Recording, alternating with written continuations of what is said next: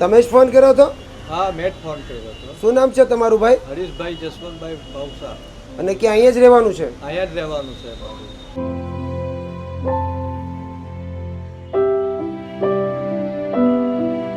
તમે ચાલી નથી શકતા?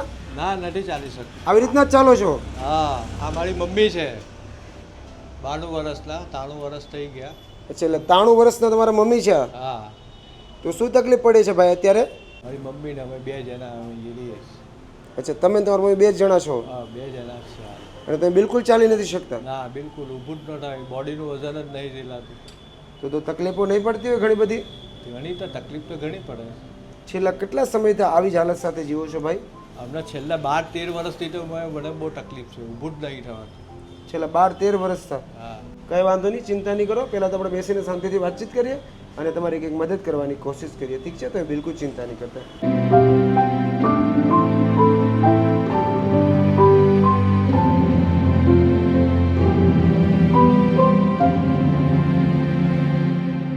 તો કાકા, પહેલાં તો મારું નામ નમસ્કાર.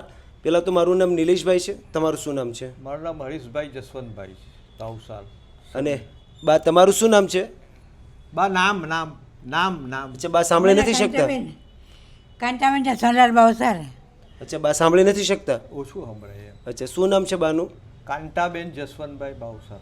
તો ભાઈ હાલમાં શું તકલીફ પડી રહી છે? હાલમાં એવું છે કે અમારું એક ટાઈમ ટિફિન આવે છે, એમાં અમારે 2 ટાઈમ મા દીકરા જમ્યા છે. હું ખુદ અપંગ છું ને તકલીફ બધી ઘણી બધી પડે છે મને. બરાબર, માની સેવા બી કરું છું ને મારું હલાતું નથી, મારી બોડીનું વજન નહીં ઝીલાતું મારથી. તો પરિવારમાં કોણ કોણ છે? પરિવારમાં હાલની અંદર તમે 2 જ છે, હમણાં કોઈ નથી પરિવારમાં. તો અત્યારે ઘર કઈ રીતના ચલાવો છો? ઘર એવું છે કે મારું પાતળું રૂમ છે ને 2000માં હું ભાડે આપ્યું છે. એની અંદર હું લાઇટ બિલ ભરું, મમ્મીને દવા લાવું, મારે હું બીમાર હાજર પડ્યો હોય તો હું લાવું દવા. એમાં અમે 2000માં બધું કરીએ છીએ. 2000માં. તો આજે તમે કંઈ કામ કરો છો કે નહીં?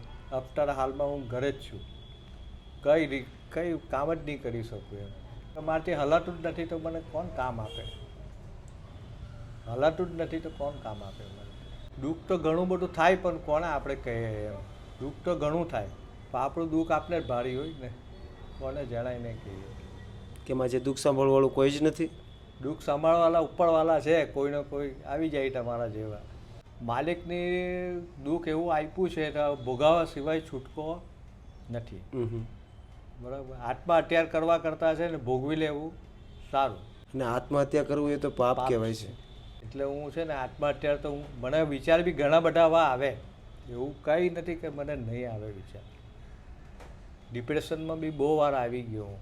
આનો જવાબદારી છોકરા પર જ હોય, છોકરા પર જ જવાબદારી. હવે છોકરો અપંગ હોય તો શું કરવાના? તો બી ચાલ્યા કરે, બધું હાલ્યા કરે. અને તમારી ઉંમર શું છે? મારી ઉંમર 61 છે, 60 નહીં 61 વર્ષ. 61 વર્ષ. અને બાની ઉંમર? બાની ઉંમર હોય એટલે 93 વર્ષ પરફેક્ટ છે. 93, 93 વર્ષ. 93 વર્ષ. આજે તમે પોતે દિવ્યાંગ છો અને દિવ્યાંગ હોવા છતાં પણ આજે 93 વર્ષના તમારા મમ્મીની તમે સેવા કરો છો. ખરેખર આજે ધન્ય છે, કારણ કે ઘણા બધા એવા દીકરાઓ છે જે સાજા છે પણ છતાં પણ એમના મમ્મીની પપ્પાની સેવા નથી કરતા. પણ આજે તમે પોતે પણ વિકલાંગ છો છતાં પણ આજે તમે તમારા મમ્મીની સેવા કરો છો. ખરેખર ગર્વ લીધા જેવી વાત છે. કારણ કે બધા ગરધા તો બધા થવાના જ છે, આજે નહીં તો કાલે. એનો તમારો વાળો તો મારો વાળો આવવાનો જ છે. એટલે જિંદગીમાં આપણે કોઈ મા બાપ છે ને, મા બાપ છે આપણે દુનિયા બતાવી છે. એક વસ્તુ તમે ખ્યાલ રાખજો, ગમે તેટલા આપણે મોટા થઈએ, માં ગમે તેટલી અધિકાર માને મારવાનો આપણે છે નથી. 100 વર્ષના થાય ને તો આપને મારવાનો એને અધિકાર ખરો. બિલકુલ સાચી વાત છે. એને અધિકાર ખરો આપને મારવાનો. ભલે આપણે 70 વર્ષના થઈએ, 110 વર્ષની થાય, એને અધિકાર ખરો, પણ આપણે એને લાપો મારવાનો અધિકાર નથી. બિલકુલ સાચી વાત છે. અને એણે જ આપણને દુનિયા બતાવી છે. દુનિયા બતાવી છે. અને મારી વાત જે સાંભળે આજના જુવાનિયાઓ જે મગજમાં લે તો ઘણું સારું છે.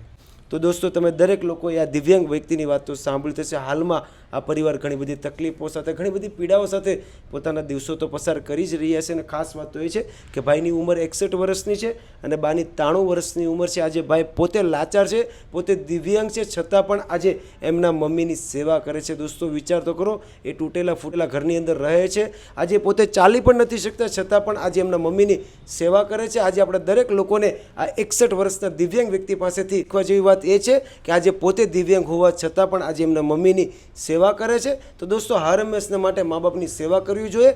આજે તો આ ભાઈને જે પણ તકલીફ પડી રહી છે એમાં આજે આપણે કંઈક એવી રીતના સપોર્ટિવ બનવાની કોશિશ કરીએ કે આ જરૂરિયાતમંદ પરિવારને જે પણ તકલીફ પડી રહી છે એમાં બહુ મોટી રાહત મળે.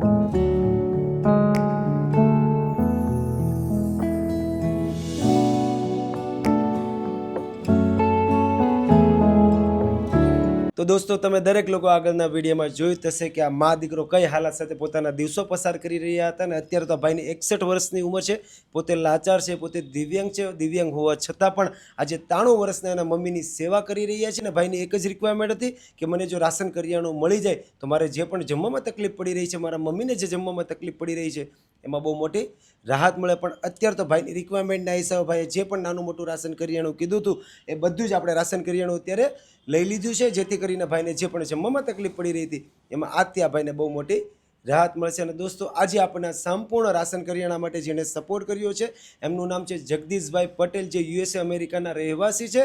આજે જગદીશભાઈ પટેલના સપોર્ટથી, સહયોગથી આ જરૂરિયાતમંદ પરિવારને જે પણ તકલીફ પડી રહી હતી એમાં આજે જગદીશભાઈ પટેલનો પૂરો પરિવાર આ પરિવારને સપોર્ટરૂપ બન્યો છે. તો આજે લાઈફ હેલ્પર ચેરિટેબલ ટ્રસ્ટની પૂરી ટીમ જગદીશભાઈ પટેલ અને એમના પૂરા પરિવારનો દિલથી આભાર વ્યક્ત કરે છે. તો ભાઈ આજે આ બધું જ તમારી રિક્વાયરમેન્ટ છે, રાશન કરિયાણું તો આવી જ ગયું છે, તો આજે કેવું લાગે છે રાશન કરિયાણું આવ્યા પછી? સારું, જગદીશભાઈને અમારો ધન્યવાદ છે કે આટલું બધું તમે રાશન આપ્યું, ઘણું બધું તમારો આભાર વ્યક્ત કરું છું હું. ઘણું સારું લાગ્યું છે મને, કોઈ આટલી બધી મદદ કરી નથી જગદીશભાઈ, તમારી ઘણી ઘણી મહેરબાની અમારા પર. Thank you so much. તો thank you so much Jagdishbhai Patel. આજે તમારા સપોર્ટથી, તમારા સહયોગથી આ પરિવારને બહુ મોટી રાહત મળી છે. કારણ કે આજે આ પરિવારની અંદર કોઈ કમાવનાર વ્યક્તિ નથી. આ ભાઈ એક જ છે, પોતે પણ દિવ્યાંગ છે. દિવ્યાંગ હોવા છતાં પણ આજે એટલી બધી તકલીફો સાથે પોતે કંઈક જીવી રહ્યા હતા, પણ આજે આ પરિવારને રાશન મળી જવાથી આ પરિવારને બહુ મોટી રાહત મળી. તો આજે લાઈફ હેલ્પર ચેરિટેબલ ટ્રસ્ટની પૂરી ટીમ જગદીશભાઈ અને એમના પૂરા પરિવારનો દિલથી આભાર વ્યક્ત કરે છે. તમે જ્યાં પણ હો ત્યાં ભગવાન તમને તન મન ધનથી તંદુરસ્ત રાખે. બસ હર હંમેશને માટે આવી જ રીતના જરૂરિયાતમંદ લોકો અને નિરાધાર લોકો માટે સપોર્ટરૂપ બનતા રહેજો. Once again thank you so much Jagdishbhai Patel. તો કાકા આજે તમારી રિક્વાયરમેન્ટના હિસાબે બધું રાશન કરિયાણું તો આવી ગયું છે, તો આજે કેવું લાગે છે રાશન આવ્યા પછી? લાગે છે અમને આટલું બધું રાશન કાર્ડ આવ્યું છે, ઘણું બધું. અમે કેટલા 12 વર્ષથી આટલું બધું કોઈ દિવસ ભરાયું જ નથી. અમે આ જગદીશભાઈને કૃપાથી અમારું આટલું બધું આવ્યું છે. હવે શાંતિથી 2 રોટલી ખાશું. હવે રાહત મળશે ને? રાહત ઘણી બધી થઈ ગઈ છે અમને, બહુ રાહત થઈ ગઈ છે અમને. હવે ભૂખ્યું નહીં રહેવું પડે ને કાકા? ભૂખ્યું ન રહેવું પડે અમને. બસ હંમેશા ખુશ રહો. અને હવે તમારે જે પણ જમવામાં તકલીફ પડી રહી હતી એમાં તમને ચોક્કસથી રાહત મળશે. ઠીક છે, કઈ વાંધો નહીં. સારું, ચાલો અમે રજા લઈએ છીએ. અમને અને અમારી પૂરી ટીમને એવા આશીર્વાદ આપજો કે અમે તમારી જો વધારે લોકો સુધી પહોંચી શકીએ અને વધારે લોકોની મદદ કરી શકીએ. ઠીક છે, સારું, ચાલો અમે રજા લઈએ છીએ.